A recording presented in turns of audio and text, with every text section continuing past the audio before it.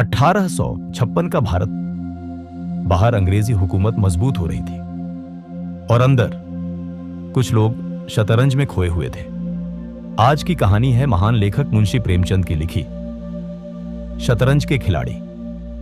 यह सिर्फ दो नवाबों की कहानी नहीं बल्कि एक पूरे दौर की तस्वीर है।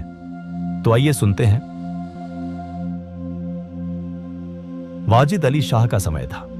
लखनऊ विलासिता के रंग में डूबा हुआ था। छोटे बड़े, मां गरीब अमीर, सभी विलासिता में डूबे हुए थे। कोई नृत्य और गान की मजलिस सजाता था तो कोई अफीम की पीनक ही में मजे लेता था। जीवन के प्रत्येक विभाग में आमोद प्रमोद का प्राधान्य था। शासन विभाग में, साहित्य क्षेत्र में, सामाजिक अवस्था में, कला कौशल में, उद्योग धंधों में, आहार व्यवहार में सर्वत्र विलासिता व्याप्त हो रही थी। राजकर्मचारी विषय वासना में, कविगण प्रेम और विरह के वर्णन में, कारीगर कलाबत्तू और चिकन बनाने में, व्यवसायी सुरमे इत्र मिस्सी और उबटन का रोजगार करने में लिप्त थे। सभी की आंखों में विलासिता का मद छाया हुआ था। संसार में क्या हो रहा है इसकी किसी को खबर न थी। बटेर लड़ रहे हैं, तीतरों की लड़ाई के लिए पाली बधी जा रही है। कहीं चौसर बिछी हुई है, पौ 12 का शोर मचा हुआ है। कहीं शतरंज का घोर संग्राम छिड़ा हुआ है। राजा से लेकर रंक तक इसी धुन में मस्त थे। यहां तक कि फकीरों को पैसे मिलते तो वे रोटियां न लेकर अफीम खाते या मदक पीते। शतरंज, ताश, गंजीफा खेलने से बुद्धि तीव्र होती है, विचार शक्ति का विकास होता है, पेचीदा मसलों को सुलझाने की आदत पड़ती है। ये दलीलें जोरों के साथ पेश की जाती थीं। इस संप्रदाय के लोगों से दुनिया अब भी खाली नहीं है।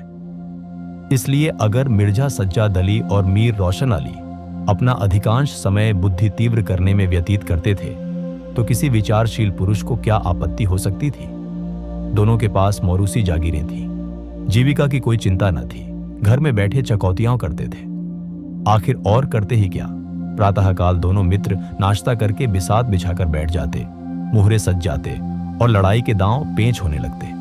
फिर खबर न होती थी कि कब दोपहर हुई, कब तीसरा पहर, कब शाम। घर के भीतर से बार बार बुलावा आता कि खाना तैयार है। यहां से जवाब मिलता, चलो आते हैं, दस्तरख्वान बिछाओ। यहां तक कि बावर्ची विवश होकर कमरे ही में खाना रख जाता था और दोनों मित्र दोनों काम साथ साथ करते थे। मिर्जा सज्जाद अली के घर में बड़ा बूढ़ा न था, इसलिए उन्हीं के दीवान खाने में बाजियां होती थी। मगर यह बात न थी कि मिर्जा के घर के और लोग उनके व्यवहार से खुश हों। घर वालों का तो कहना ही क्या, मोहल्ले वाले घर के नौकर चाकर तक नित्य द्वेषपूर्ण टिप्पणियां किया करते थे। बड़ा मनहूस खेल है, घर को तबाह कर देता है। खुदा न करे किसी को इसकी चाट पड़े। आदमी दीन दुनिया किसी काम का नहीं रहता, न घर का न घाट का।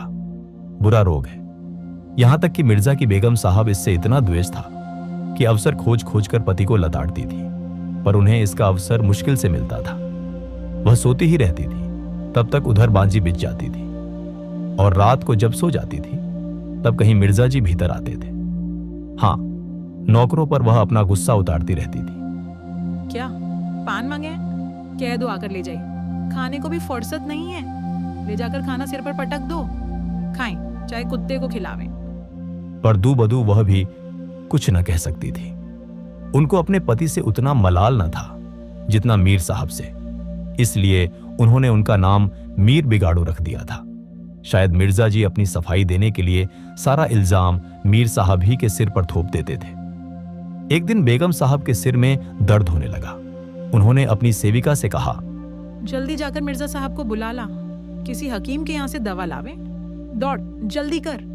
सेविका गई तो मिर्जा जी ने यह कहकर उसे वापस भेज दिया कि वो अभी आते हैं। बेगम साहब का मिजाज गर्म था, इसलिए यह बात उनके बस से बाहर थी कि उनके सिर में दर्द हो और पति शतरंज खेलता रहे। चेहरा बिल्कुल सुर्ख हो गया।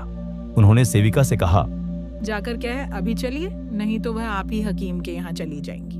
मिर्जा जी बड़ी दिलचस्प बाजी खेल रहे थे। 2 ही कश्तों में मीर साहब की मात हुई जाती थी। झुंझलाकर बोले, क्या ऐसा दम लबों पर है? जरा सब्र नहीं होता? मीर ने कहा, अरे तो जाकर सुनी आइए ना, औरतें नाजुक मिजाज होती ही हैं। जी हाँ, चला क्यों ना जाऊं। 2 कश्तों में आपको मात होती है। जनाब इस भरोसे न रहिएगा, वह चाल सोची है कि आपके मोहरे धरे रहें और मात हो जाए। पर जाइए सुनाइए। क्यों बेकार में ही उनका दिल दुखाइएगा? इसी बात पर मात ही करके जाऊंगा। मैं खेलूंगा ही नहीं, आप जाकर सुनाइए। अरे यार, जाना पड़ेगा हकीम के यहाँ। सिर दर्द खाक नहीं है, मुझे परेशान करने का बहाना है। कुछ भी हो, उनकी खातिर तो करनी ही पड़ेगी। अच्छा, एक चाल और चल लूं? हरगिज नहीं, जब तक आप सुनना आएंगे मैं मोहरे को हाथ ही न लगाऊंगा।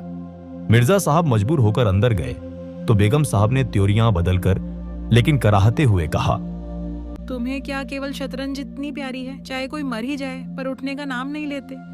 भगवान ना करे कि कभी कोई तुम जैसा आदमी हो। मिर्जा ने बात को संभालते हुए कहा, क्या कहूं, मीर साहब मानते ही न थे। बड़ी मुश्किल से पीछा छुड़ाकर आया हूं। क्या जैसे वह खुद निखट्टू हैं वैसे ही सबको समझते हैं? उनके भी बाल बच्चे हैं या सबका सफाया कर डाला? बड़ा लती आदमी है, जब आ जाता है तब मजबूर होकर मुझे भी खेलना ही पड़ता है। दुत्कार क्यों नहीं देते? बराबर का आदमी है, उम्र में दर्जे में मुझसे 2 अंगुल ऊंचे, मुलाहिजा करना ही पड़ता है। तो मैं ही दुत्कार देती हूँ। नाराज हो जाएंगे, हो जाए, कौन किसी की रोटियां चला देता है। रानी रूठेंगी, अपना सुहाग लेंगी। हिरिया, जा बाहर से शतरंज उठा ला। मीर साहब से कहना मियाँ अब न खेलेंगे, आप तशरीफ ले जाइए। हाँ हाँ, कहीं ऐसा गजब भी ना करना। जलील करना चाहती हो क्या? ठहर, हिरिया कहाँ जाती है? जाने क्यों नहीं देते? मेरा ही खून पिए जो उसे रोके। अच्छा, उसे रोका, मुझे रोको तो जानो। ये कहकर बेगम साहबा झल्लाई हुई दीवान खाने की तरफ चली। मिर्जा बेचारे का रंग उड़ गया। बीबी की मिन्नतें करने लगे, खुदा के लिए तुम्हें हजरत हुसैन की कसम है, मेरी ही मैयत देखे जो उधर जाए। लेकिन बेगम ने एक न मानी, दीवान खाने के द्वार तक चली गई, पर एकाएक पर पुरुष के सामने जाते हुए पांव बंद से गए। भीतर झांका, संयोग से कमरा खाली था। मीर साहब ने 2-1 मोहरें इधर उधर कर दिए थे और अपनी सफाई जताने के लिए बाहर टहल रहे थे। फिर क्या था, बेगम ने अंदर पहुंचकर बाजी उलट दी। मोहरे कुछ तख्त के नीचे फेंक दिए, कुछ बाहर, और किवाड़े अंदर से बंद करके कुंडी लगा दी। मीर साहब दरवाजे पर तो थे ही, मोहरे बाहर फेंके जाते देखे। चूड़ियों की झनक भी कान में पड़ी। फिर दरवाजा बंद हुआ तो समझ गए बेगम साहबा बिगड़ गई। चुपके से घर की राह ली। मिर्जा ने बड़ी हैरानी से कहा, तुमने ये क्या कर दिया? अब मीर साहब इधर आए तो खड़े खड़े निकलवा दूंगी। इतनी लौ खुदा से लगाते तो वली ही जाते। आप तो शतरंज खेलें और मैं यहाँ चूल्हे चक्की की चिंता में सिर खपाऊं। जाते हो हकीम साहब के यहाँ कि अब भी तामुल है? मिर्जा घर से निकले तो हकीम के घर जाने के बदले मीर साहब के घर पहुंचे और सारा वृत्तांत कहा। मीर साहब बोले, मैंने तो जब मोहरें बाहर आते देखे तभी ताड़ गया, फौरन भागा। बड़ी गुस्सेवर मालूम होती है, मगर आपने उन्हें यूं सिर पर चढ़ा रखा है, ये मुनासिब नहीं। उन्हें इससे क्या मतलब कि आप बाहर क्या करते हैं? घर का इंतजाम करना उनका काम है। दूसरी बातों से उन्हें क्या सरोकार? खैर, ये तो बताइए, अब कहाँ जमाव होगा? इसका क्या गम है, इतना बड़ा घर पड़ा हुआ है, बस यहीं जमे। लेकिन बेगम साहबा को कैसे मनाऊंगा? जब घर पर बैठा रहता था तब तो वह इतनी बिगड़ती थी। यहाँ बैठक होगी तो शायद जिंदा न छोड़ेंगी। अजी, बकने भी दीजिए, 2-4 रोज में आप ही ठीक हो जाएंगी। हाँ, आप इतना कीजिए कि आज से जरा तन जाइए। मीर साहब की बेगम किसी अज्ञात कारण से उनका घर से दूर रहना ही उपयुक्त समझती थी, इसलिए वह उनके शतरंज प्रेम की कभी आलोचना न करती थी, बल्कि कभी कभी मीर साहब को देर हो जाती तो याद दिला देती थी। इन कारणों से मीर साहब को भ्रम हो गया था कि मेरी स्त्री अत्यंत विनयशील और गंभीर है। लेकिन जब दीवान खाने में बिसात बिछने लगी और मीर साहब दिन भर घर में रहने लगे तो बेगम साहबा को बड़ा कष्ट होने लगा। उनकी स्वाधीनता में बाधा पड़ गई। दिन भर दरवाजे पर झांकने को तरस जाती। उधर नौकरों में कानाफूसी होने लगी। अब तक दिन भर पड़े पड़े मक्खियां मारा करते थे। घर में चाहे कोई आवे कोई जाए, उनसे कुछ मतलब न था। अब 8वें पहर की धौंस हो गई। कभी पान लाने का हुक्म होता, कभी मिठाई का, और हुक्का तो किसी प्रेमी के हृदय की भांति नित्य जलता ही रहता था। वे बेगम साहिबा से जा जाकर कहते, हुजूर, मियाँ की शतरंज तो हमारे जी का जंजाल हो गई। दिन भर दौड़ते दौड़ते पैरों में छाले पड़ गए। ये भी कोई खेल है कि सुबह को बैठे तो शाम ही कर दी। घड़ी आध घड़ी दिल बहलाव के लिए खेल लेना बहुत है। खैर, हमें तो कोई शिकायत नहीं। हुजूर के गुलाम हैं, जो हुक्म होगा बजा ही लावेंगे। मगर यह खेल मनहूस है, इसका खेलने वाला कभी पनपता नहीं। घर पर कोई ना कोई आफत जरूर आती है। यहां तक कि एक के पीछे मोहल्ले के मोहल्ले तबाह होते देखे गए हैं। सारे मोहल्ले में यही चर्चा होती रहती है। हुजूर का नमक खाते हैं, अपने आका की बुराई सुन सुनकर रंज होता है, मगर क्या करें।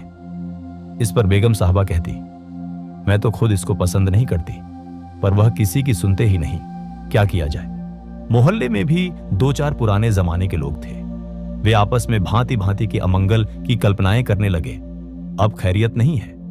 जब हमारे रईसों का यह हाल है तो मुल्क का खुदा ही हाफिज है। ये बादशाहत शतरंज के हाथों तबाह होगी। आसार बुरे हैं। राज्य में हाहाकार मचा हुआ था। प्रजा दिन दहाड़े लूटी जाती थी। कोई फरियाद सुनने वाला न था। देहातों की सारी दौलत लखनऊ में खिंची चली आती थी और वह वेश्याओं में, भाड़ों में और विलासिता के अन्य अंगों की पूर्ति में उड़ जाती थी। अंग्रेज कंपनी का आर्ण दिन दिन बढ़ता जाता था। कमली दिन दिन भीकर भारी होती जाती थी। देख में सुव्यवस्था न होने के कारण वार्षिक कर भी न वसूल होता था। रेजिडेंट बार बार चेतावनी देता था, पर यहां तो लोग विलासिता के नशे में चूर थे। किसी के कानों में जूं न रेंगती थी। खैर, मीर साहब के दीवान खाने में शतरंज होते कई महीने गुजर गए। नए नए नक्शे हल किए जाते, नए नए बनाए जाते, नित्य नई व्यूह रचना होती।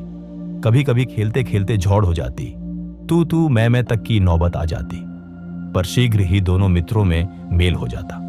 कभी कभी ऐसा भी होता कि बाजी उठा दी जाती। मिर्जा जी रूठकर अपने घर चले जाते। मीर साहब अपने घर में जा बैठते, पर रात भर की निद्रा के साथ सारा मनोमालिन्य शांत हो जाता था। प्रातःकाल दोनों मित्र दीवान खाने में आ पहुंचते थे। एक दिन दोनों मित्र बैठे शतरंज की दलदल में घोते खा रहे थे कि इतने में घोड़े पर सवार एक बादशाही फौज का अफसर मीर साहब का नाम पूछता हुआ आ पहुंचा। मीर साहब के होश उड़ गए। ये क्या बला सिर पर आई? ये तलबी किस लिए हुई? अब खैरियत नहीं नजर आती। घर के दरवाजे बंद कर लिए। नौकर से बोले, कह दो घर में नहीं है।